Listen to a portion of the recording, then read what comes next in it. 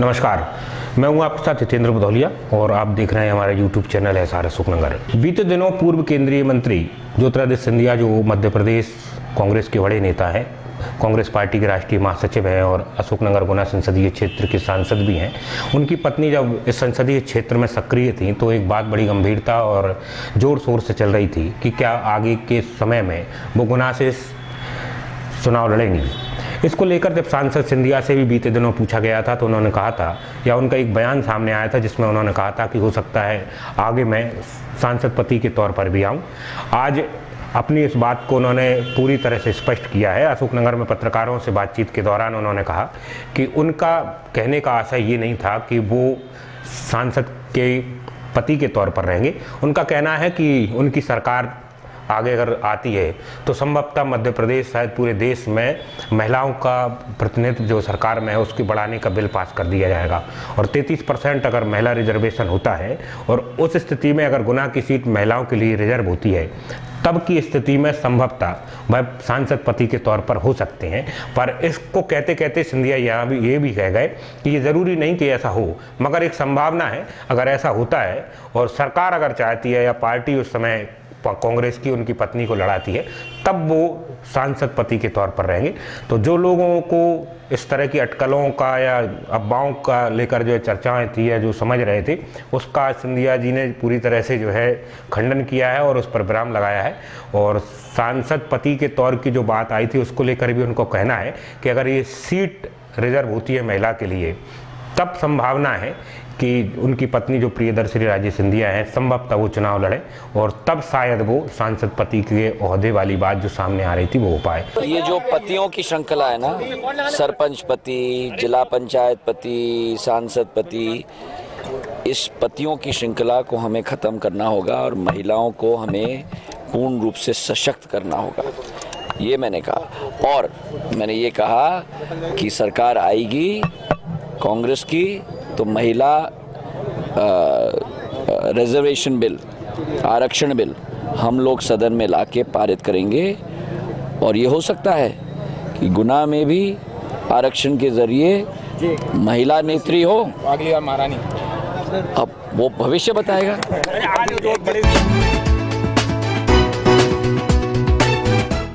आज अशोकनगर संसदीय क्षेत्र के सांसद, पूर्व केंद्रीय मंत्री और कांग्रेस पार्टी के राष्ट्रीय महासचिव ज्योतिरादित्य सिंधिया एक दिवसीय अशोकनगर जिले के दौरे पर रहे।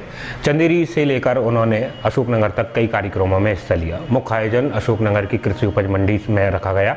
यहाँ 3 दिवसीय कृषि विज्ञान मेले के समापन एवं जय किसान कृषि ऋण माफी के कार्यक्रमों में उन्होंने भाग लिया। यहाँ 9 किसानों को सांकेतिक तौर पर करीब 10 लाख रुपए की राशि के ऋण माफी के जो है स्वीकृत पत्र उन्होंने सौंपे। इसके अलावा यहाँ एक सभा को भी उन्होंने संबोधित किया। सभा को संबोधित करने से पहले किसानों के साथ साथ स्व सहायता समूह की महिलाओं को भी सरकार की तरफ से मिलने वाली मदद यहाँ दी। मुख्य रूप से सांसद सिंधिया के साथ अशोकनगर विधायक जजपाल सिंह जज्जी, मुंगौली के विधायक ब्रजेंद्र सिंह, चंदेरी के विधायक गोपाल सिंह चौहान के साथ साथ मध्य प्रदेश सरकार के स्वास्थ्य मंत्री तुलसीराम सिलावट मुख्य रूप से उपस्थित रहे। इस कार्यक्रम में सिंधिया ने लोगों से कहा कि सरकार के खजाने का पहला हक किसानों का है और उन्होंने सरकार बनने से पहले 2 साल की लड़ाई के दौरान किसानों को लेकर बहुत बड़ी बातें की थी, बहुत बड़े संकल्प लिए थे और उनको आज पूरा होते देख उनको खुशी हो रही है। उन्होंने कहा कि न केवल उन्होंने, मध्य प्रदेश सरकार ने, बल्कि राहुल गांधी ने भी सरकार बनते ही किसानों के कर्ज को माफ़ करने का वादा किया था और आज इस वचन को निभा दिया गया। उन्होंने कहा कि न केवल ये इस देश के बल्कि इस प्रदेश के बल्कि और सभी लोगों के, किसानों के या दूसरे लोगों के लिए बड़ी बात है कि किसानों को जो सबसे कम आंका जाता था या जिनके बारे में सबसे कम पुरानी सरकारों ने सोचा था, आज सबसे पहले किसानों को यहाँ पर जो है बात की जा रही है, उनके ऋण को माफ़ किया जा रहा है। सांसद श्री सिंधिया ने कहा कि प्रदेश सरकार द्वारा शपथ ग्रहण करते के 6 घंटे के भीतर ही किसान हितैषी निर्णय लेते हुए मध्य प्रदेश के 55 लाख किसानों का 40,000 करोड़ रुपए की राशि का ऋण माफ किया है। उन्होंने कहा कि प्रदेश सरकार ने अपने वचन को निभाया है और वचन पत्र के प्रत्येक वचन को पूरा किया है। श्री सिंधिया ने कहा कि 10 हॉर्स पावर वाले किसानों की बिजली का बिल भी आधा कर दिया जाएगा। साथ ही 100 यूनिट तक बिजली खपत होने पर उपभोक्ताओं को आधा पैसा देने की बात उन्होंने कही है। उनका कहना है कि बेरोजगार नौजवानों को युवा स्वाभिमान योजना अंतर्गत 100 दिन के रोजगार का भी प्रयास किया जा रहा है। जो लगभग 4,000 रुपये की राशि के तौर पर होगी। महिला सशक्तिकरण की दिशा में निर्णय लेते हुए कई बार सरकार के द्वारा अच्छे काम किए गए, जिसमें विवाह की राशि 51,000 रुपये बढ़ाने एवं वधू के खाते में पैसे डालने की शुरुआत की बात भी उन्होंने कही। उन्होंने बताया कि 20 करोड़ रुपए की राशि से चंदेरी में बनने वाले नवीन केंद्रीय विद्यालय का भी आज शुभारंभ किया गया है भूमि पूजन के द्वारा। साथ ही सिंधिया ने कहा कि प्रदेश में कुल 2 संस्कृत विद्यालय शुरू किए गए हैं, जिसमें से एक चंदेरी में स्वीकृत किया जाना है या आगे से शुरू किया जाएगा। मध्य प्रदेश शासन के लोक स्वास्थ्य एवं परिवार कल्याण मंत्री तुलसी सिलावट ने भी इस दौरान कार्यक्रम को संबोधित किया। उन्होंने कहा कि मध्य प्रदेश शासन के मुख्यमंत्री श्री कमलनाथ द्वारा सरकार के द्वारा किसान हितैषी निर्णय लेते हुए किसानों का जय किसान फसल ऋण माफी योजना के अंतर्गत 2 लाख रुपए तक का ऋण माफ किया है एवं जो सौगातें दी गई हैं आज उससे किसान खुश हैं। साथ ही उन्होंने कहा कि पेंशन में वृद्धि कर लोगों को 600 रुपये तक का सहयोग किया जा रहा है। अशोकनगर विधायक जजपाल सिंह जज्जी ने कहा कि प्रदेश सरकार ने वचन पत्र के अनुसार किसानों को 2 लाख रुपए का ऋण माफ कर दिया है, जो एक ऐतिहासिक फैसला है। उन्होंने कहा कि अशोकनगर जिले में 56,960 पात्र किसानों का ऋण माफ हुआ है। इस अवसर पर सिंधिया ने एक बड़ा खुलासा करते हुए कहा कि जब मंदसौर में किसानों की लड़ाई सिंधिया लड़ रहे थे, उस दौरान से ये प्रणय लिया गया था कि अगर कांग्रेस की सरकार मध्य प्रदेश में बनती है तो किसानों के लिए कुछ ऐसा किया जाएगा जो उनके जीवन के लिए बड़ी बात होगी। उन्होंने यहाँ कहा कि जिस बात को लेकर केंद्रीय मंत्री उस समय के या पूर्व केंद्रीय मंत्री ज्योतिरादित्य सिंधिया लगातार कांग्रेस पार्टी के राष्ट्रीय अध्यक्ष राहुल गांधी से मिलते रहे और उन्होंने ही ऋण माफी की योजना राहुल गांधी को बताई थी, जिसके बाद मध्य प्रदेश, छत्तीसगढ़ और राजस्थान के किसानों को इसका लाभ मिला।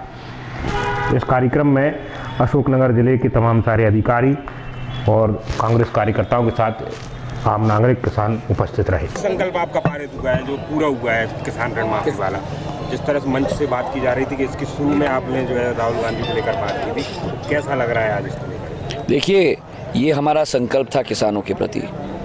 जो लोग कहते थे कि किसान ऋण के बोझ के तले दब नहीं रहा, आज किसानों की जो आशा अभिलाषा हमसे थी, उस आशा अभिलाषा को हमने 45 दिन में पूरा किया है, जो स्वयं में एक कीर्तिमान है।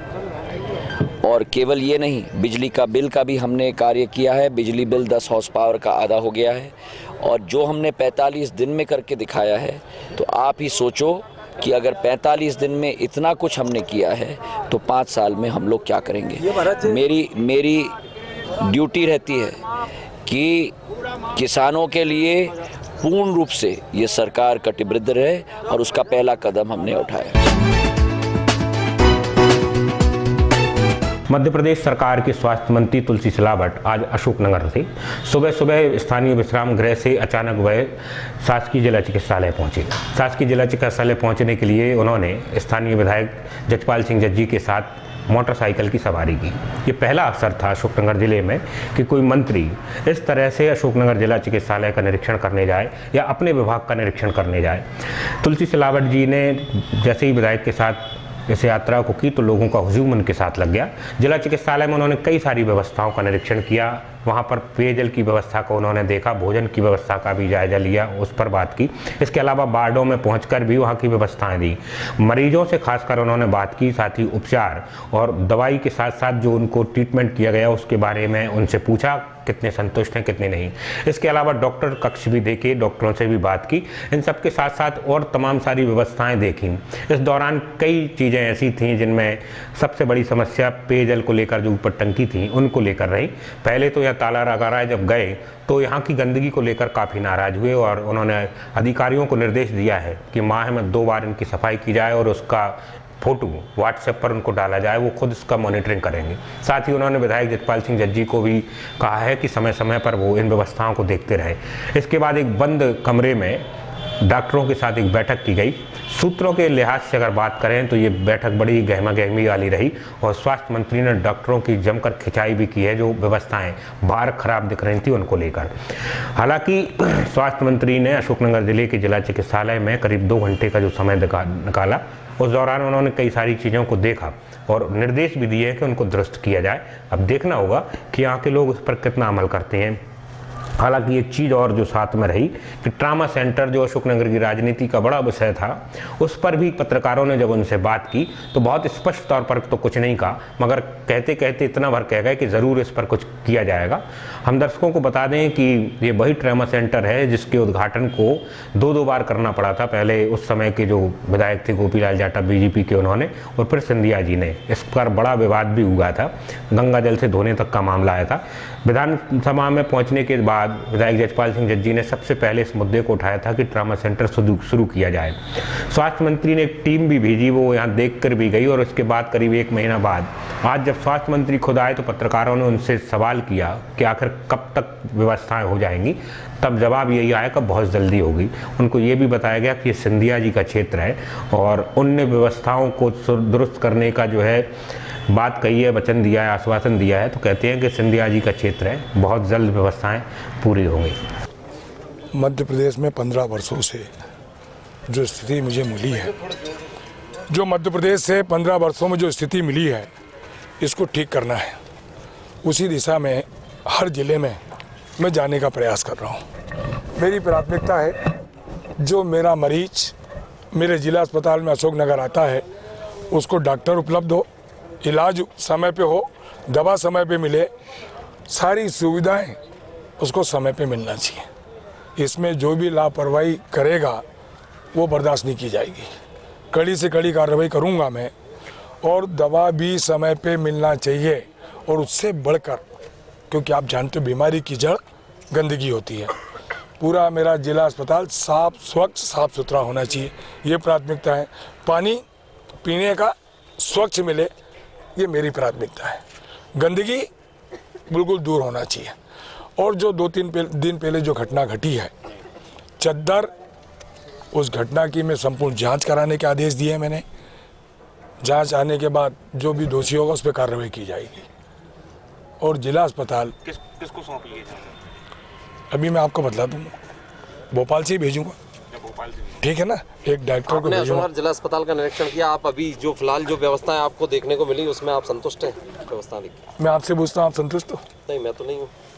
आपकी अपनी सबकी भावना है। मैंने आते से क्या बोला कि इसमें बहुत सुधार की गुंजाइश है, बहुत करने की गुंजाइश है। मेरे संज्ञान में जो आप लोग लाओगे, क्योंकि मुझे पता है मेरे जिला अस्पताल में समाज का वो व्यक्ति आता है जो मध्यम व्यय करता है, गरीबी रेखे के नीचे अपना जीवन यापन करता है, गरीब है, SC है, ST है। इन लोगों को इलाज 90% हमारे जिला अस्पताल में, ऐसे जिला अस्पताल, सिविल अस्पताल, अपना स्वास्थ्य केंद्र, रूप स्वास्थ्य केंद्र, डिस्पेंसरी, सब गरीब तबका आता है। और अभी मैंने कल ही मेरे बात की, जो डॉक्टर की कमी है, हम एक तो संविदा के माध्यम से उसको अति शीघ्र पूर्ति करने वाले, जो मेडिसिन की कमी नहीं आने दूंगा। डॉक्टर की भी जो कई वर्षों की बात कर रहा हूँ, एक डॉक्टर की कमी नहीं है, हजारों डॉक्टर की कमी है। कल ही सम्मानीय मुख्यमंत्री कमलनाथ जी से बात हुई, श्रीमान ज्योतिराज सिंधिया जी से बात हुई कि डॉक्टर की पूर्ति के लिए मैं प्रयास कर रहा हूँ कि उनकी 65 वर्ष की जो आयु निर्धारित की उसको बढ़ाया जाए। क्योंकि प्रतिवर्ष डॉक्टर भर्ती नहीं किए, प्रतिवर्ष पूरे मध्य प्रदेश में 250-300 डॉक्टर रिटायर होते हैं। उस कमी का सामना हमको करना पड़ता है। इसी जिला अस्पताल में भी वही मुझे देखने को मिला है। पर मैं आपको बता दूं, जिला अस्पताल में सुधार की गुंजाइश है मुझे, और मैं इसको ठीक करके करने का प्रयास कर रहा हूँ। मैं इसकी जो निर्देश में दे के जा रहा हूँ, 8 दिन में मैं इसकी समीक्षा खुद करूँगा। 8 दिन के अंदर मुझे निर्देश दे दिए हैं, साफ सफाई में तुरंत कोई लापरवाही नहीं। जो ये पानी की टंकी है, ये माह में 2 बार ठीक सफाई हो, क्योंकि पानी पीने सबसे बड़ी बीमारी की जड़ गंदा पानी पीने से होती है। मंत्री, ट्रामा सेंटर का जो मामला है, आपने टीम भी भेजी थी, उसको भी 1 महीना हो गया, इस पर बता दें क्या? अति शीघ्र कल समीक्षा करके आया हूँ मैं। यहीं से मैंने जो हेल्थ कमिश्नर हैं व्यास जी, मैंने अभी बात की, आपने देखा। ये सिंधिया जी का मामला और ये ट्रामा सेंटर पूरे प्रदेश और देश भर का मुद्दा था। दोनों पार्टी के बस एक बात सुनो, जो हमारे परिवार के मुखिया ज्योतिराज सिंधिया जी, अखिल भारतीय कांग्रेस कमेटी के महासचिव, यहाँ के लोकप्रिय सांसद, देश के पूर्व केंद्रीय मंत्री, उनकी भावनाओं के अनुरूप, उनकी इच्छाओं के अनुरूप जो उनका संकल्प है, सबको स्वास्थ्य सुविधाएं समय पे मिले, ये उस संकल्प को आगे बढ़ाने का प्रयास, अति शीघ्र ट्रामा सेंटर की सारी समस्याओं का समाधान किया जाएगा। आपके पास विधायक जी गए थे जब बने थे तो आपने एक टीम भेजी थी। 45 दिन मात्र हुए हैं, मैंने अशोकनगर, गुना, शिवपुरी, क्योंकि आप जानते हैं ये किसका लोकसभा क्षेत्र है, वो पूरे मध्य प्रदेश नहीं पूरे राष्ट्र की चिंता देश के पूर्व केंद्रीय मंत्री ज्योतिरादित्य सिंधिया जी करते हैं। परसों की घटना हुई तो मैं आ गया कि नहीं? जो कमियां पाई गई वो कब तक पूरी होने की अति शीघ्र मेरे संज्ञान में ला दिया आपने, अति शीघ्र पूरी करूंगा। 14 फरवरी को पुलवामा में आतंकी हमले के बाद देश भर में शहीदों के सम्मान के लिए तमाम सारी बातें सामने आई थी। देश भर से लोग इसके लिए अपने अपने तौर पर श्रद्धांजलियां दे रहे थे, शहीदों की शौर्य और पराक्रम को याद कर रहे थे। इसके बाद भारतीय सेना ने जो बीते दिनों 26 तारीख को बदला लिया, उसके बाद पूरे देश में जश्न और फख्र का माहौल है। इस दोनों परिस्थितियों के बीच में कई सारे उदाहरण आपने देशभक्ति और सेना के शौर्य को सलाम करने का देखा होगा। अशोकनगर जिले में एक ऐसा ही मामला सामने आया है। यहाँ एक दुल्हन जो आज कल 28 तारीख को जिसकी शादी होने वाली है, उसने देशभक्ति का जो जज्बा सामने रखा है वो दूसरे लोगों के लिए अनुकरणीय है और अपने आप में नायाब है। पछाड़ी खीरा रोड पर रहने वाली वंदना मौरीवाल, जिनकी 28 तारीख को शादी है, उन्होंने अपने शादी के जो हाथ हैं जिसमें मेहंदी लगाई जाती है, उसमें जो किया है वो बिरले ही समय में देखने को मिलती है। उन्होंने अपने दोनों हाथों में सुहाग की जगह भारतीय सेना को समर्पित की चिन्ह बनाए हैं। उन्होंने इंडियन आर्मी के प्रतीक चिन्ह बनाए हैं, जय हिंद लिखा है, साथ ही भारतीय ध्वज को मेहंदी से सजाया है। जब उनसे इस मुद्दे को लेकर बात की तो उन्होंने कहा है कि देश के वीर सपूतों ने अपनी शहादत दी थी, उनकी कुर्बानी को व्यर्थ नहीं जाना चाहिए और उनको हमेशा याद रखना चाहिए। साथ ही उन्होंने कहा कि जैसे ही उनको ये मालूम पड़ा कि भारतीय सेना ने इसका बदला ले लिया तो उनकी शादी की खुशी दोगुनी हो गई है, दुगनी हो चुकी है। और इसी को लेकर उन्होंने अपनी तरफ से ये राष्ट्रीय भावना से संबंधित मामला देखा है। अमूमन महिलाएं या बच्चियां शादी के समय में अपने पति का या परिवार से जुड़ी चीज़ों को जो है मेहंदियों में उकेरती हैं। उस दौर में वंदना ने अपने हाथों पर देश से संबंधित या राष्ट्रभक्ति से संबंधित जो चीज़ें दी हैं वो अपने आप में बहुत गर्व करने वाली हैं। और ऐसी बच्चियों को, ऐसी महिलाओं को देश भर की तरफ से और सभी लोगों की तरफ से बहुत शुभकामनाएं और बधाई। मैंने अपने हाथों में जय हिंद इसलिए लिखवाया है क्योंकि मैं हमेशा अपनी इंडियन आर्मी को सपोर्ट करती हूँ। अभी पुलवामा में जो हमारे सैनिकों पर अटैक हुआ है तो मैं उनको जाकर सपोर्ट तो नहीं कर सकती, तो यही एक जरिया है कि मैं उनका थोड़ा सा सपोर्ट कर पाऊँ। और हम सारे भारतीय हमेशा उनके साथ खड़े हैं। इंडियन आर्मी के बिना हम लोग इतने अच्छे से सुरक्षा से नहीं रह सकते हैं, तो सरकार को भी उनके लिए बहुत कुछ करना चाहिए। इंडियन आर्मी के साथ हम लोग हमेशा साथ हैं। जय हिंद, जय भारत। अभी आज भी आपने देखा होगा कि पाकिस्तान के ऊपर जवाबी कार्रवाई भारत द्वारा की गई है, उसको देखकर आपका क्या कहना है? हाँ, आज हमने बहुत अच्छा एक काम किया है। हमने उसका पाकिस्तान से बदला ले लिया है। वही एक रीज़न है आज मेरे लिए। दो खुशियां हैं, एक मेरी शादी है, दूसरा जो हमने जीता है वो एक सबसे खुशी वाली बात है। बस यही चीज़। जय हिंद, जय भारत। सांसद ज्योतिरादित्य सिंधिया आज अशोकनगर जिले के दौरे के दौरान ब्राह्मण समाज के कार्यक्रम में भी पहुंचे। स्थानीय मधुबन गार्डन में ब्राह्मण समाज के द्वारा सांसद सिंधिया का सम्मान किया गया। साथ ही इस कार्यक्रम में उनको सम्मानित करने के साथ अभिनंदन पत्र एवं प्रतीक स्वरूप जो है फरसा भी सौंपा गया। इस दौरान सांसद सिंधिया बड़े ही दार्शनिक अंदाज में रहे। आध्यात्मिक तौर पर उन्होंने ब्राह्मणों का आह्वान किया कि समाज को वह आगे ले जाने का काम करें। कहते कहते वो ये भी कह गए कि टिकट और पदों की होड़ को छोड़कर ब्राह्मण समाज के लोग समाज को जो है आगे ले जाने का काम करें, लोगों को बेहतर जीवन प्रबंधन के बारे में बताएं और मोक्ष जैसी चीज़ों के बारे में बात की उन्होंने। सिंधिया ने कहते कहते यहाँ भी कहा कि जब प्रशासक पुराने समय में होते थे तब भी ब्राह्मण उनके ऊपर ओहदे पर होते थे। इसलिए उन्होंने कहा कि ब्राह्मणों को अपना ओहदा पहचानना चाहिए और जो लोग विधायक या दूसरे पदों पर जा रहे हैं उनको सही दिशा में ले जाने का काम करना चाहिए। इस अवसर पर अशोकनगर ब्राह्मण समाज के तमाम सारे नेता मौजूद रहे। उन्होंने सांसद सिंधिया को विश्वास दिलाया कि पूरा समाज उनके साथ में है और आगामी चुनाव में वो यहाँ नहीं भी रहते तब भी समाज उनके लिए संकल्पित रहेगा।